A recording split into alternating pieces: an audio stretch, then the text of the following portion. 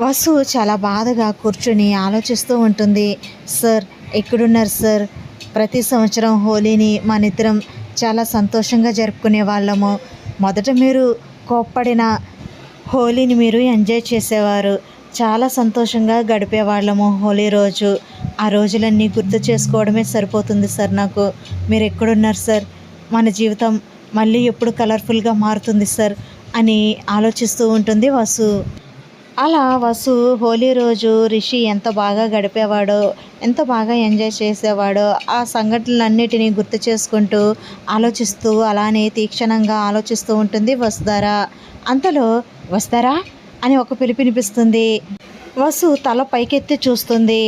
Happy Holi వస్తారా అని రిషి వసుకి రంగులు పూస్తాడు. సార్, మీరెప్పుడు వచ్చారు అని అంటుంది వసు ఆశ్చర్యంగా.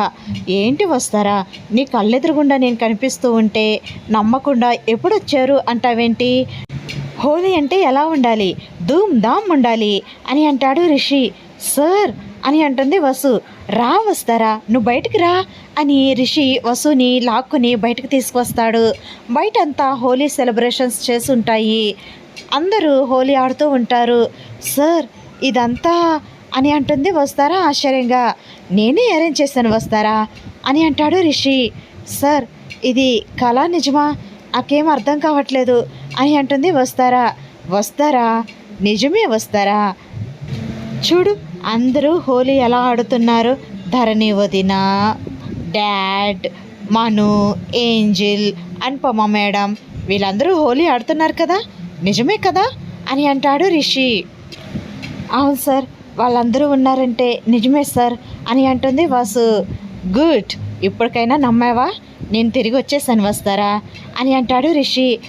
సార్, ఇన్నాళ్ళు ఎక్కడికి వెళ్ళారు సార్? అసలు నాకు ఫోన్ కూడా ఎందుకు చేయలేదు సార్? నేను ఎంత ఇబ్బంది పడుతున్నానో, మీకోసం ఎలా ఎదురు చూస్తున్నానో తెలుసా అని అంటుంది వసు.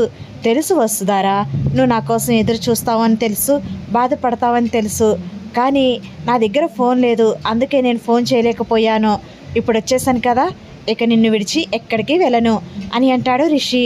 సార్, నాకు ప్రామిస్ చేసి చెప్పండి సార్, ఇక నన్ను వదిలిపెట్టారు కదా అని అంటుంది వస్తారా. వస్తారా, నిన్ను నేను ఎందుకు వదిలిపెడతాను అని అంటాడు రిషి.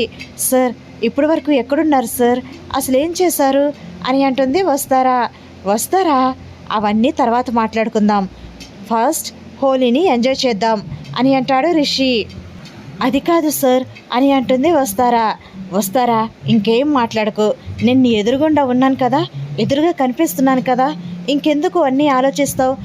ఏం జరిగిందో, నేను ఎక్కడున్నానో అన్నీ వివరంగా నీకు తర్వాత చెప్తాను. ఫస్ట్ ఈ హోలీని ఎంజాయ్ చేద్దాం వస్తారా, ప్లీజ్ కాదనుకో అని అంటాడు రిషి. ఇంకా వస్తారా అలా రిషి బతిమలాడుతూ ఉంటే, సరే సార్ మీ ఇష్టం అని అంటుంది. గుడ్ గర్ల్ అని వసుకి ఇంకా హ్యాపీ హోలీ అంటూ రంగులు పోస్తాడు.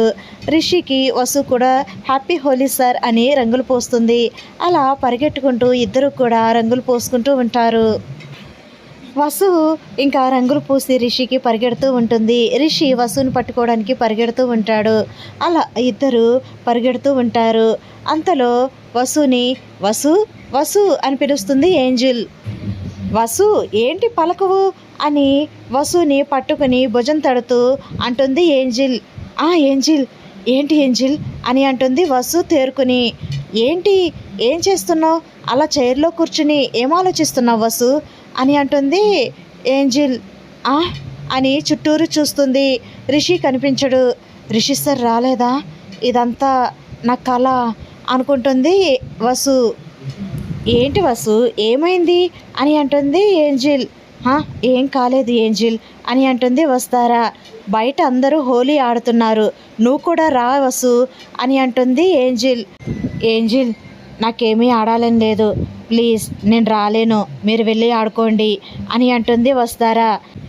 ఏంటి వస్తారా ఇది, నువ్వు అలా అంటే ఎలా? రిషి లేడని అలా బాధపడుతూ ఉంటే రిషి వచ్చాడు కదా, రిషి ఇప్పటికైనా తిరిగి వస్తాడు అనే నమ్మకం నీకుంది కదా, మరెందుకు అన్ని పండుగలకి దూరంగా ఉంటున్నావు అని అంటుంది ఏంజిల్. ఏంజిల్, నాకు రిషి సార్ ఎప్పుడైతే వస్తారో అప్పుడే నేను ఏ పండుగైనా చేసుకుంటాను, అప్పటి వరకు నా జీవితంలో ఏ సెలబ్రేషను, ఏ ఫెస్టివల్ ఏమీ లేవు. రిషి సార్ వచ్చినప్పుడే నా జీవితంలో అన్నీ ఉంటాయి అని అంటుంది వస్తారా. అది కాదు వస్తారా అని అంటుంది ఏంజిల్. ప్లీజ్ ఏంజిల్, నన్ను బలవంత పెట్టకు, మీరు వెళ్ళి ఆడుకోండి అని అంటుంది వస్తారా. సరే వస్తారా, నిన్ను బలవంత పెట్టడం నాకు కూడా ఇష్టం లేదు, నీ ఇష్టం అని ఏంజిల్ అక్కడి నుండి వెళ్ళిపోతుంది. ఇంకా వస్తారా రిషి ఫోటో తీసుకుని రిషి ఫోటోని చూస్తూ, సార్ ఎక్కడున్నారు సార్, త్వరగా రండి సార్, మిమ్మల్ని చూడాలి అని నా ప్రాణం వెలువెల్లాడుతుంది, ఎక్కడున్నారు సార్ అని వస్తారా బాధగా రిషి ఫోటోని చూసి రిషిని తలుచుకుంటూ రిషితో గడిపిన మెమరీస్ని తలుచుకుంటూ ఉంటుంది. రిషి ఫోటో పట్టుకుని వసు బాధపడుతూ ఉంటే మహేంద్ర చూస్తాడు. మహేంద్ర చూసి ఇంకా మహేంద్ర కూడా బాధపడుతూ, నాన్న రిషి ఎక్కడున్నావు నాన్న, వసు నువ్వు బ్రతికే ఉన్నావు, నువ్వు క్షేమంగా ఉన్నావు అని నమ్ముతుంది, ప్లీజ్ నాన్న నువ్వు మా దగ్గరికి త్వరగా రా నాన్న, నీ భార్య నీ కోసం 1000 కళ్ళతో ఎదురు చూస్తుంది నాన్న, వచ్చి నీ భార్య నమ్మకాన్ని నిలబెట్టి నీ భార్యకి ప్రాణం పోయి నాన్న, మీ జీవితం రంగులమయం కావాలని కోరుకున్నాను, కానీ మీ జీవితంలో ఎప్పుడు ఎడబాటే జరుగుతుంది.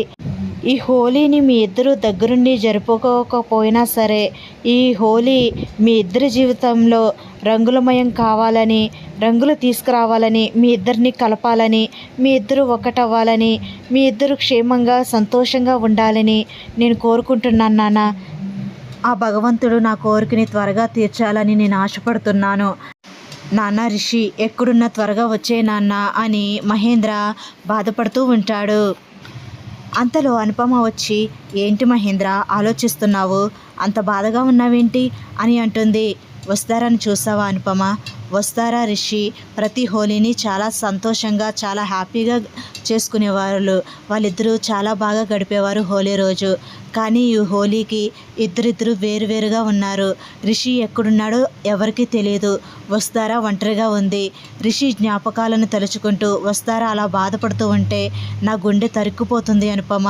ఏమీ చేయలేని వాడిలా నేను నా కోడలు అలా బాధపడుతూ ఉంటే చూస్తూ ఉంటున్నాను. నా కొడుకు ఎక్కడున్నాడో తెలుసుకోలేకపోతున్నాను. అదే నాకు చాలా బాధగా ఉంది.